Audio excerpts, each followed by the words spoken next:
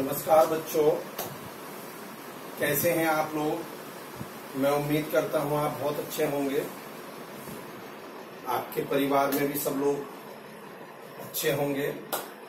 बच्चों, हम लोग 12th क्लास के मैथमेटिक्स में पहला वॉल्यूम यानी कि पार्ट 1 हमने फिनिश कर दिया था।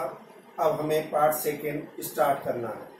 पार्ट 1 का मतलब है यानी कि रिलेशन फंक्शन से लेके एप्लीकेशन ऑफ डेरिवेटिव तक, जिसमें बेसिकली जिसको हम डिफरेंशियल कैलकुलस बोलते हैं,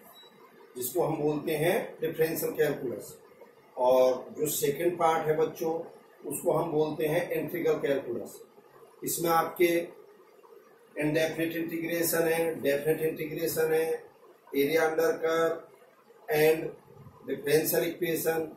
फिर उसके बाद आपके 4 चैप्टर उधर बचते हैं, vector, 3D, linear programming and probability. बच्चों, जो लास्ट के 4 चैप्टर हैं लगभग 25 मार्क्स का उनसे आपको मिलेगा।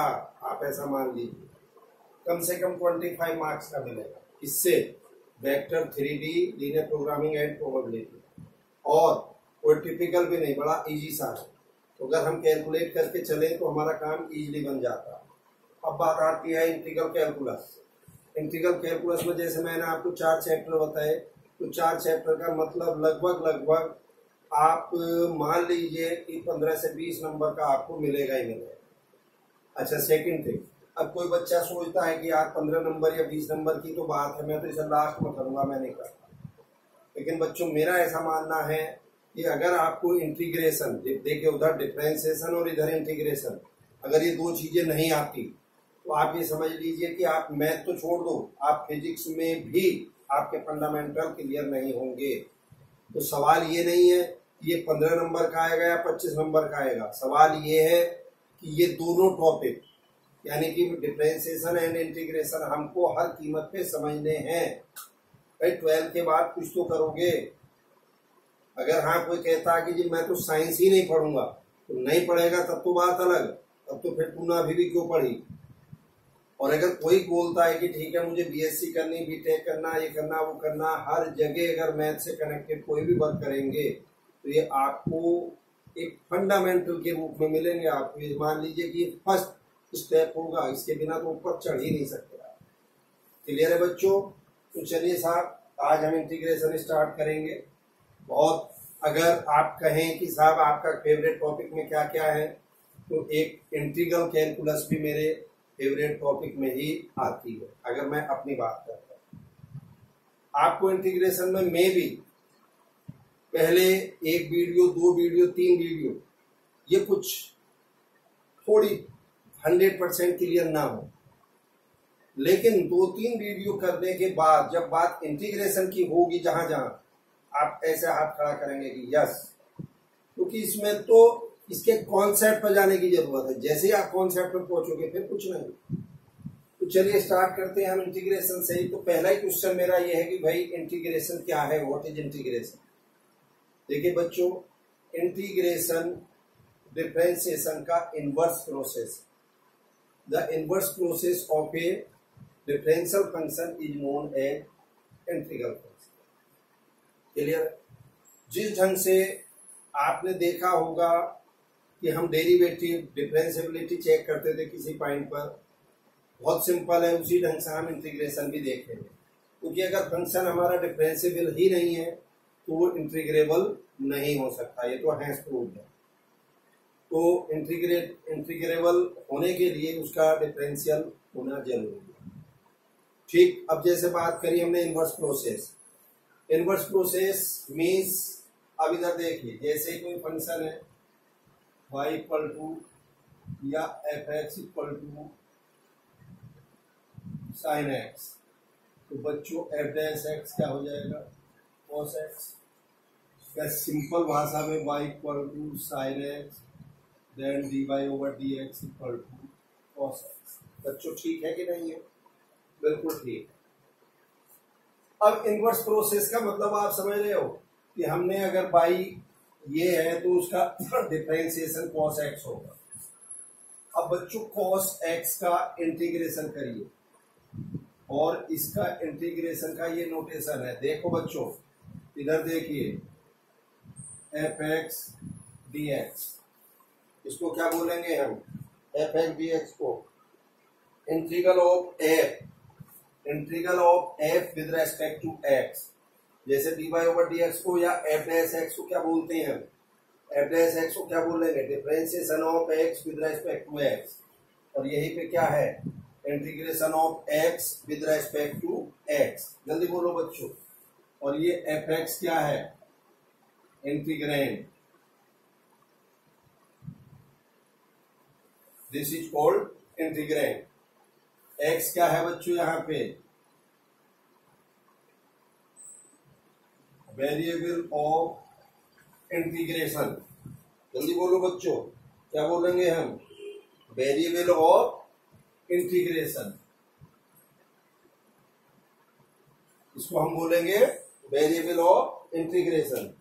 क्लियर है बच्चों, बात समझ में आई या नहीं आई। तो ये तीन चीजें हमें यहाँ पे ध्यान रखनी। सिंपली ये पूरा का पूरा प्रोसेस क्या कहा जाएगा, integration of a function with respect to X.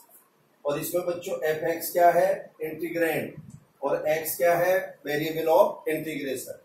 जैसे हम यहाँ पे डिफरेंशियल को यानी कि एफ डैश एक्स यानी कि डिफरेंशिएशन या डेरिवेटिव किसको रिप्रेजेंट करते हैं हम, एफ डैश एक्स को। क्लियर है कि नहीं।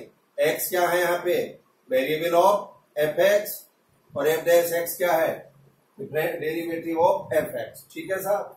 अब इनवर्स प्रोसेस की बात हो रही, तो चलिए अब यहाँ ये एफ एक्स क्या बन गया आपका, जैसे बात हुई cos x dx, तो बच्चों cos x dx का क्या हो जाएगा, जल्दी से बोलिए, sin x होगा या नहीं होगा। अरे cos x का जब इनवर्स प्रोसेस बोला है तो cos x का sin x होगा ना, इंटीग्रेशन। और इधर sin x का डिफरेंशिएशन क्या था, cos x। और देखिए जैसे कोई फंक्शन है एक्स स्क्वायर, भैया इसका डिफरेंशिएशन 2x होगा। अब इसका इंटीग्रेशन करिए तो क्या बन जाएगा, वाइस X square Y two plus C, यानी कि एक्स स्क्वायर प्लस दिस। अच्छा एक चीज आपको समझ में, आपको डाउट होगा कि यार इनका ये कैसे फॉर्मूले बच्चों। जैसे ये फॉर्मूला है एक्स की पावर एन डी एक्स की power n plus 1 over this, ये हो गया सर। ये सब फॉर्मूले हैं। cos x का इंटीग्रेशन sin x होता। बस ये मैं अभी कुछ चीजें बताऊंगा, उसके बाद सारी चीजें नोट कराऊंगा। अब बच्चों यहाँ आओ जरा थोड़ी देर के लिए। जैसे x square y 2, x square y 10, x square y -5, ये फंक्शन है हमारे पास। अब इनका हमें क्या करना है, डिफरेंशिएशन करना है। 2x होगा या नहीं होगा, हाँ या ना होगा साहब। अब चूंकि इंटीग्रेशन डिफरेंशिएशन का इनवर्स प्रोसेस है, तो अब इनका इंटीग्रेशन बताइए क्या होगा, अलग अलग है सब।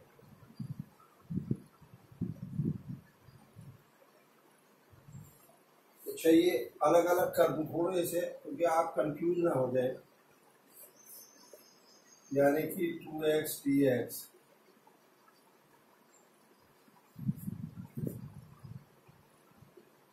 अब इनका इंटीग्रेशन बताओ अलग अलग। तो फिर हम कह देंगे साहब एक्स स्क्वायर, अरे 2x square by 2x square by 2, भाई 2 तो साथ में रहेगा ही, और x का क्या हो गया इस फॉर्मूले से, x का 1 + 1, भाई x की पावर 1 तो पहले से है ही है, तो x स्क्वायर बाई 2 होगा कि नहीं। ये हुआ या नहीं हुआ बच्चों, हुआ साहब। लेकिन ये तो गड़बड़ है। गड़बड़ क्या है भाई, फंक्शन तो मेरा ये था x square plus 2 x square plus 10 x square -5, आया नहीं था, था। फिर जबकि इनके इंटीग्रेशन करने के बाद ये आया, मैं डिफरेंशिएशन करने के बाद ये था, अब इसका फिर दोबारा से इंटीग्रेशन करूंगा तो ये आएगा, आएगा नहीं।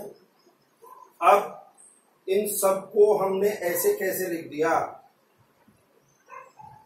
आप मेरी बात समझ रहे होंगे। अगर हम 2x का डिफरेंशिएशन इंटीग्रेशन करेंगे तो x स्क्वायर ही तो आएगा, इसका करेंगे तो भी x स्क्वायर ही आएगा फॉर्मूले के हिसाब से। तो लेकिन ये +2 क्या हो गया, तो क्या कंक्लूजन निकला, कंक्लूजन ये निकला है, ध्यान से देखिए कि यहाँ पर हम एक इंटीग्रेशन कांस्टेंट ऐड करेंगे।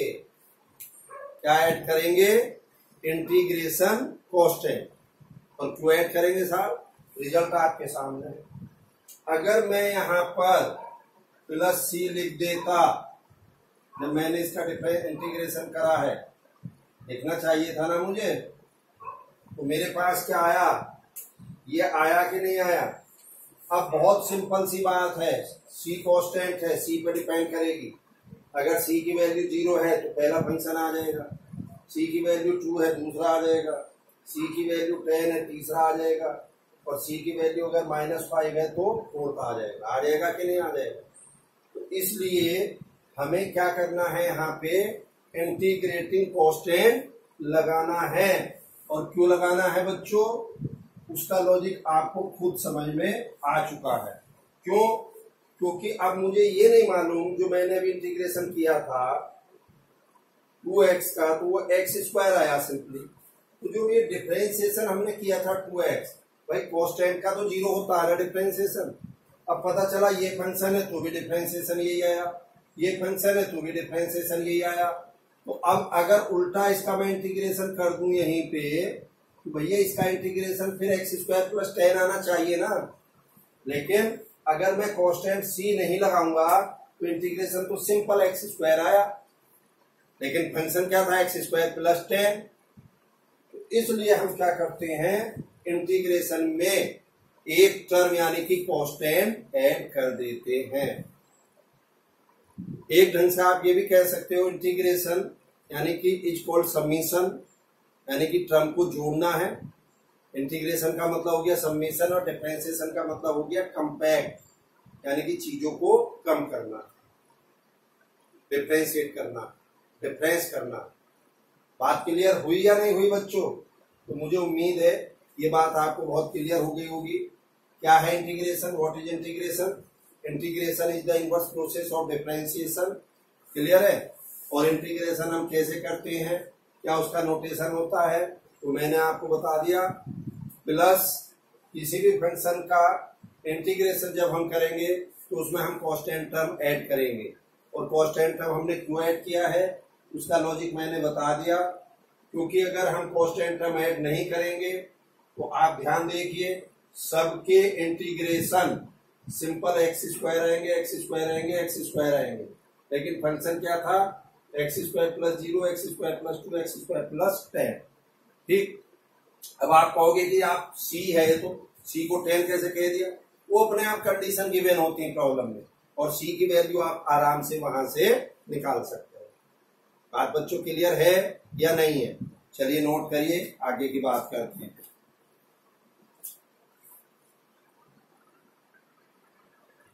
चलिए बच्चों देखिए, ये फॉर्मूले हैं इसके। पहले तो हल्का सा ही कॉन्सेप्ट देख लो। जैसे डिफरेंशिएशन में था, कोई फंक्शन है एडिशन या सब्ट्रैक्शन के रूप में f(x + gx), या इवन दो फंक्शन नहीं, कितने भी फंक्शन हो यहाँ एडिशन में या सब्ट्रैक्शन में, वो किसके इक्वल हो जाएंगे, इंडिविजुअल अलग अलग इंटीग्रेशन के हो जाएंगे। ऐसे अगर कोई कांस्टेंट f(x) के साथ है तो उस कांस्टेंट को बाहर निकाल लेंगे और f(x) का इंटीग्रेशन करते हैं।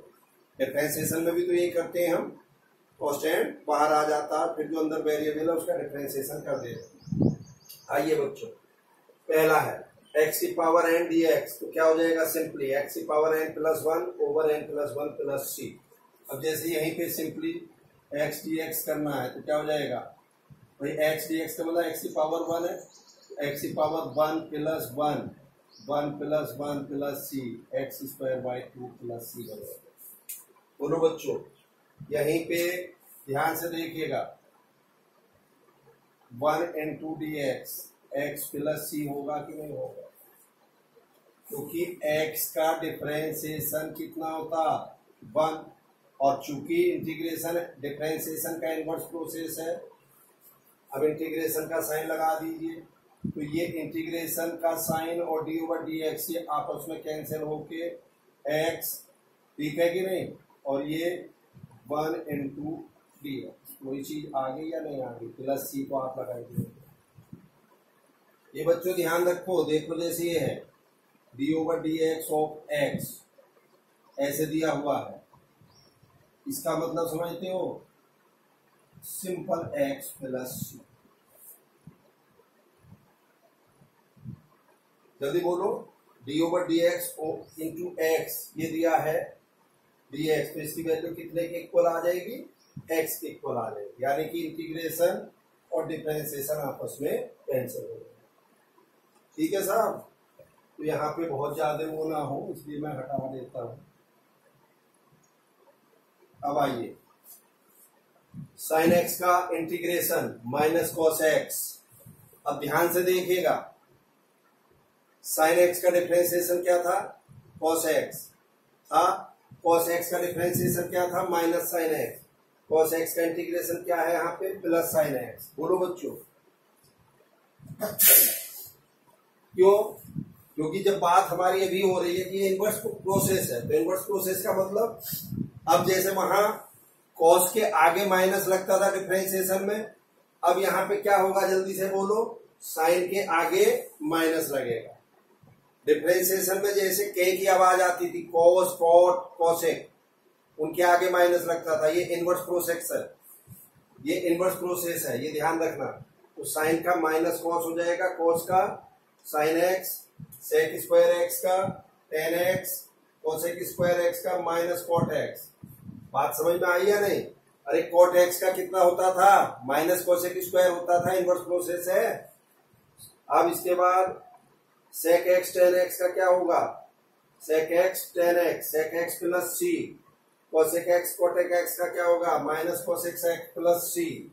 अब ये बच्चों थोड़ा सा भी आपको कंफ्यूजन हो तो इसको पहले दूर कर लो। जैसे देखो इधर y equal to cos x है, भैया d Y over D x क्या हो गया, माइनस साइन एक्स, हुआ कि नहीं हुआ। अब माइनस साइन एक्स का अगर मैं इंटीग्रेशन करूं तो ये कॉस एक्स आना चाहिए, नहीं आना चाहिए। तभी तो मैं ध्यान से देखो साइन एक्स को माइनस कॉस एक्स बोल रहा हूं कि नहीं बोल रहा, साइन एक्स के इंटीग्रेशन को माइनस कॉस बोल रहा हूं, तो ये माइनस उधर नहीं चला जाएगा, और सी तो कॉन्स्टेंट है, तो अगेन एक अनदर कॉन्स्टेंट से इसको हम करते हैं। तो integration of sine X D X equal to minus cos X आ गया कि नहीं आ गया। अब मैं समझता हूं कि आप समझ जाएंगे, केवल इनवर्स है बस। अब इसके बाद ये आ गए थे, अब आपने कुछ इनवर्स ट्रिग्नोमेट्रिकल फंक्शन के फॉर्मूले पढ़े होंगे बच्चों। इनवर्स ट्रिग्नोमेट्रिकल फंक्शन जैसे dx over 1 minus X square, क्या होगा इसका, साइन इनवर्स एक्स प्लस सी। अगर इसमें माइनस लगा हो तो कॉस इनवर्स एक्स। आपने देखा था cos inverse sine inverse X का differentiation 1 over 1 minus X square, cos inverse X का क्या देखा था, minus 1 over 1 minus X square. भैया फिर माइनस इसका इंटीग्रेशन कॉस इनवर्स एक्स होगा कि नहीं। ऐसे ही dx over 1 plus x square tan inverse x plus c, minus dx over 1 plus x square cot inverse x plus C.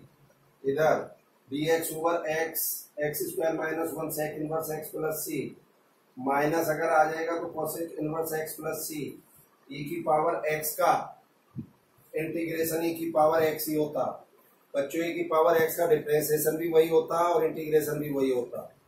अब आइए ए की पावर एक्स का क्या हो जाएगा, ए की पावर एक्स ओवर लॉग ए। डिफरेंशिएशन में ए की पावर एक्स का डिफरेंशिएशन क्या बताया था मैंने, ए की पावर एक्स इंटू लॉग ए। चूंकि इंटीग्रेशन है तो लॉग ए से डिवाइड करेंगे, इनवर्स करेंगे इसका। 1 ओवर एक्स का डिफरेंशिएशन क्या होगा बच्चों, sorry integration log mod x होगा कि नहीं होगा। और आप जानते भी होंगे अगर यहाँ पे मैं y equal to log mod x लिखूं तो लॉग एक्स ये तो होगा व्हेन x ग्रेटर देन 0 और log minus x when x less than 0। हाँ या ना, y की वैल्यू ये तो हुई, तो बच्चों dy ओवर dx क्या होगा, log x का 1 ओवर x और माइनस log माइनस एक्स का,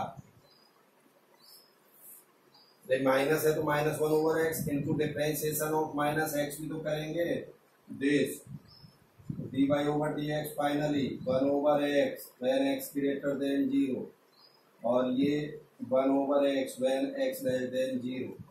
x इक्वल टू 0 पे तो बच्चों लॉग फंक्शन डिफाइन होगा ही नहीं। अगर मैं x को 0 कर दूं तो लॉग डिफाइन नहीं होगा, तो यानी कि x की वैल्यू चाहे 0 से बड़ी लो चाहे 0 से छोटी लो, दोनों ही केसेस में ये 1 ओवर एक्स आया कि नहीं आया, दोनों ही केसेस में dy over dx 1 over x है, तो ठीक है। अब इसका इंटीग्रेशन क्या हो जाएगा, सिंपली log mod x। यहाँ तक बच्चों सारी चीजें क्लियर हैं। ये तो जस्ट फॉर्मूले थे आपके, अब इन फॉर्मूलों को कैसे हमें अप्लाई करेंगे वो सारी चीजें मैं आपको अब यहाँ से आगे सिखाऊंगा। क्लियर है बच्चों, यहाँ तक तो कोई समस्या नहीं है। आपके पास चाहे एनसीईआरटी हो चाहे रेफरेंस बुक हो, आप बड़े आराम से उसको कर सकते हो। चलिए देखिए बच्चों जल्दी से,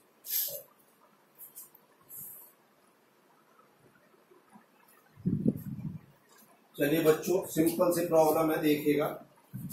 यस, पहली प्रॉब्लम है x की पावर 3/2 प्लस 2e की power x minus 1 over x dx। तो इसका क्या हो जाएगा, डिफरेंशिएशन और इंटीग्रेशन अलग अलग कर लो सारे फंक्शन। अब x की पावर 3/2 का क्या होगा, 3/2 प्लस 1 3/2 प्लस 1, अरे x की पावर n का n plus 1 over n plus 1 देते हैं नहीं, प्लस ट्वाइस e की पावर x, और चूंकि x का 1 ही होता तो इसलिए 1 ही रहेगा, 1 ओवर x का log mod x plus c। अब ये जो बच्चों c कांस्टेंट लगाएंगे हम, ये ध्यान रखना है पूरे फंक्शन में एक ही जगह लगाएंगे, अलग अलग लगाने की जरूरत नहीं है। अब कोई कहेगी ना साहब मैं तो अलग अलग लगाऊंगा, तो भाई तू यहाँ लगा अलग, C1 इसके आगे C2 लगाएगा, इसके आगे C3 लगाएगा, तो फिर C1 C2 C3 को सबको ऐड करके एक अनदर कांस्टेंट C बोल दो। बात तो एक ही हुई ना, अलग अलग लगाओ चाहे एक साथ लगाओ, वो सारा कांस्टेंट में ही इंक्लूड हो जाएगा। तो चलिए साहब, अब x की पावर 5/2 और ये नीचे 5/2 को ऊपर जाके 2 over 5 plus this plus c, ये हो जाएगा। अच्छा बच्चों एक चीज आपने और रीड करी थी, अभी जो हमने सारे फॉर्मूले लिखे पीछे उसमें हमने 4 फॉर्मूले नहीं पढ़े ना, ध्यान हो तो, किस किस का, tan x cot x sec x cosec x, कहाँ पढ़े, साइन का पढ़ा, कॉस का पढ़ा, सेक स्क्वायर का पढ़ा, टेन स्क्वायर का पढ़ा, सेक एक्स टेन एक्स का पढ़ा, कोसेक एक्स कोट एक्स का पढ़ा। बेसिकली ये जो 4 हैं, टेन कोट सेक कोसेक, ये सब्स्टिट्यूशंस आएंगे, तो नेक्स्ट वीडियो में आपको वो मिल जाएंगे सारे। अब आइए second problem, 1 minus sine x over cos square x dx। तो क्या करेंगे बच्चों, हम अलग अलग कर लो, 1 over cos square x minus sine x over cos square x dx। ये क्या बन गया, सेक स्क्वायर एक्स, अब sine x over cos x एक टेन एक्स बन गया, और 1 ओवर कॉस जो बचा वो सेक एक्स हो गया। सवाल ये कि ऐसे कैसे ब्रेक कर रहे हो आप, कहां से आकाशवाणी हो रही है, ऐसी आकाशवाणी कुछ नहीं हो रही भाई, आपने भी फॉर्मूले पढ़े हैं, उन्हीं में तो कन्वर्ट करेंगे, उन्हीं फॉर्म में उनको हम। अब सिंपली सेक स्क्वायर का हम जानते हैं टेन एक्स, और सेक एक्स का सेक एक्स टेन एक्स का हम जानते हैं सेक एक्स प्लस सी, सिंपल। नेक्स्ट आइए, 4e की power 3x plus 1 into D x, 4e की power 3x plus 1 into D x, अलग अलग कर लो, तो ये 4 कांस्टेंट बाहर आ जाएगा, e की पावर 3x dx प्लस 1 अलग हो गया। अब बच्चों जो e की पावर 3x का है, e की पावर 3x इंटू 3x का भी तो करेंगे, तो चूंकि डिफरेंशिएशन जब हम करते थे वहां तो इंटू 3 कर देते थे, और इंटीग्रेशन उसका इनवर्स प्रोसेस है, तो यहाँ पे बाई 3 करेंगे, और बाई 3 करेंगे, ये भी मैं आपको समझा दूंगा अगली एक्सरसाइज में। सब्स्टिट्यूशन जब हम करेंगे ना तो डायरेक्ट आपको बात क्लियर हो जाएगी। अब इसी समय सारी चीजें एक साथ होल्ड पहुंच नहीं करना चाहता, तो बस ये ध्यान रखेंगे कि जैसे हम डिफरेंशिएशन करते थे उसमें कोई भी कांस्टेंट का या कुछ भी है वो मल्टीप्लीकेशन में आता था, और यहाँ आपका डिवीजन में आया। बात क्लियर है बच्चों, करिए नोट जल्दी से।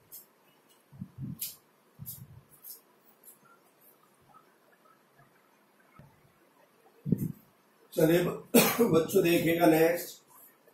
यस, ये है problem cos 2x minus cos 2 alpha over cos x minus cos alpha dx। अब क्या करना चाहिए, हमें दिमाग पे थोड़ा सा जोर देना है। डिनोमिनेटर अगर मेरा कैंसिल हो जाए तो मेरा काम बन जाएगा। तो ठीक है, क्या करें अब ऐसे केस में, न्यूमरेटर का कुछ करें तो cos 2x को 2 cos square x minus 1, cos 2 alpha को 2 cos स्क्वायर अल्फा माइनस 1 लिख सकते हैं। तो ये सिंप्लीफाई होके 2 cos square x minus 2 cos square alpha over cos x minus cos alpha बचा। अब 2 बाहर आ गया और cos square x minus cos square alpha के ये फैक्टर हो गए। अब नीचे का कैंसिल हो गया कि नहीं, क्या बचा, vice cos x plus cos alpha dx। अब इन्हें अलग अलग कर लीजिए। अब ये क्या हो गया, vice cos x into dx। dx को अंडरस्टूड है बच्चों, कहीं रह भी जाए तो लिख लेना, प्लस वाइस। अब ये cos अल्फा भी बाहर निकाल लिया मैंने। क्यों निकाल लिया जी, भैया फंक्शन जो है हमारा वो with respect to x integrate होना, तो cos अल्फा तो कांस्टेंट हुआ ना, तो अंदर क्या बचा, सिर्फ 1, और 1 का इंटीग्रेशन क्या हो गया, x। तो simply 2x cos alpha plus 2 sin x plus c इसका आंसर आ गया। अब इधर आइए, tan inverse sec x plus tan x dx। बच्चों ये प्रॉपरली जो प्रॉब्लम है वो इनवर्स ट्रिग्नोमेट्रिकल फंक्शन की है, और ऐसी प्रॉब्लम आपने डिफरेंशिएशन में करी है। मेन तो इसमें सिंप्लीफिकेशन है, इंटीग्रेशन का रूल तो जैसे डिफरेंशिएशन का रूल सबसे लास्ट में आता था वही रूल यहाँ पे है। तो पहले तो सिंप्लीफाई करिए, 1 over cos x sin x over cos x, 1 plus sin x over cos x। अब क्या करूं, sin x को π/2 माइनस x लिख दूं, नीचे cos x को sin π/2 माइनस x लिख दूं, ऊपर का क्या बन जाएगा, 1 प्लस cos 2 थीटा क्या होता है, 2 cos स्क्वायर थीटा, नीचे 2 sin थीटा cos थीटा, यानी कि एंगल हाफ हो जाएंगे कि नहीं। तो ये 2 से 2 गया, cos से cos गया, तो क्या बचा, cot π/4 माइनस x/2 dx। क्या करूं साहब, अब मैं इसे, क्योंकि अंदर cot में है और वहां tan में है, tan इनवर्स है तो अंदर भी tan में ही लाना है। तो क्या कर दूंगा इसे, π/2 minus theta, π/2 minus this minus π/4 plus ये x/2 प्लस हो जाएगा। तो क्या बना हमारा यहाँ पे, जल्दी बोलो। अब इसको π/2 में से π/4 निकालेंगे तो π/4 बचेगा नहीं, प्लस x/2। और ये आपने पढ़ ही रखा है, tan inverse tan theta equal to theta होता, मैंने अब सिंपल थीटा छोड़ दिया। अब π/4 अलग हो गया, 1 dx, और ये 1/2 इंटू x dx, 1 का x हो गया, π/4 बाहर रही है, x का x स्क्वायर बाई 2 1/2 बाहर रही है। और अगर चाहो तो πx/4 x square by 4 plus c, ये आपका बच्चों आंसर आ। क्लियर है, करिएगा नोट जल्दी से।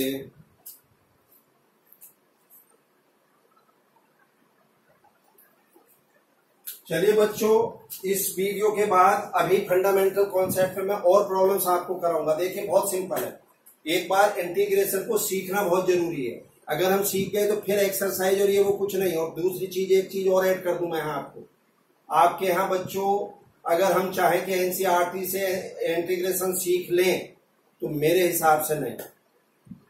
जब मैं आपको इंटीग्रेशन सिखा दूंगा उसके बाद आप देखना, उसमें बड़ा अजीब सा दे रखा है, कोई कॉन्सेप्ट मतलब सीरियल वाइज तो है ही नहीं, स्टेप वाइज तो कुछ है ही नहीं।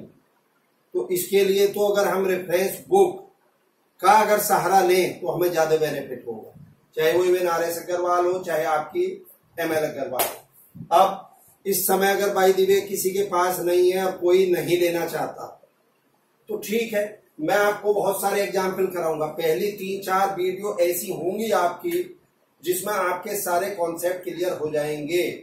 मैं केवल एनसीईआरटी के बिहाफ पे आपको नहीं पढ़ाऊंगा, मैं आपको रियल साइंस में इंटीग्रेशन क्या है वो चीज पढ़ाऊंगा। ठीक है, तो इसी को नेक्स्ट वीडियो में कंटिन्यू करूंगा, इसी वाले पोर्शन को।